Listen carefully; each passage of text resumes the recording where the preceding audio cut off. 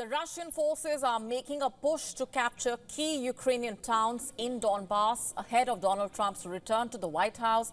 Fierce fighting has been taking place on the battlefield, with both sides stepping up the offensive. Russian forces have reportedly taken control of 2 settlements in the past day. It also claims to have carried out strikes on Ukrainian ammunition depots, electronic warfare base stations, artillery and other targets. Russian air defense forces claiming to have intercepted American-made ATACMS, British-made Storm Shadow missiles, HIMARS rockets, hundreds of drones.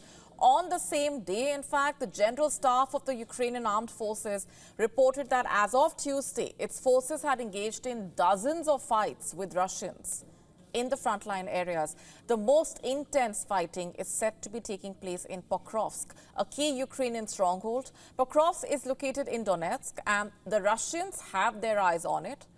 For months, Russian troops have tried to encircle Pokrovsk. It's also the latest Ukrainian city caught in the death grip of Russian forces. Now, according to war monitors, the Russians are planning to cut off land supply routes to Pokrovsk to force Ukrainian troops to retreat.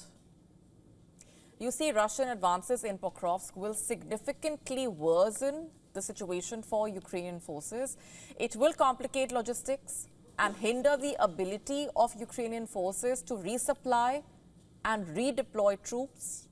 The capture of Pokrovsk would enable Russian forces to advance towards the administrative border between Donetsk and Dnipropetrovsk.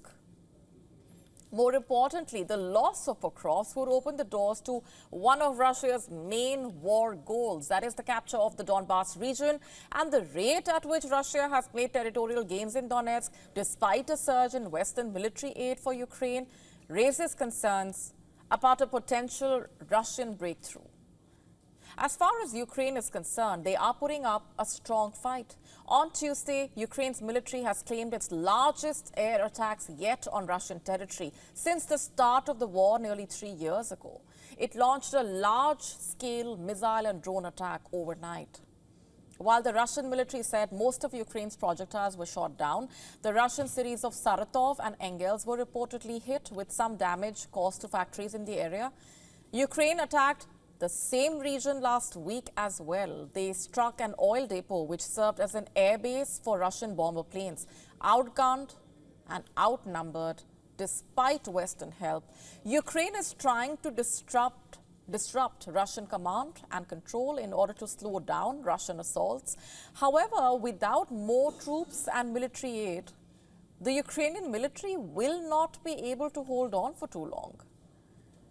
Next week, the US will have a new administration, which means that there will be a reinvigorated push for peace negotiations between Russia and Ukraine. Remember, Trump has vowed to end the Ukraine war, and with that in mind, it appears that the Russians are trying to capture as much territory as possible, especially in the Donbas region.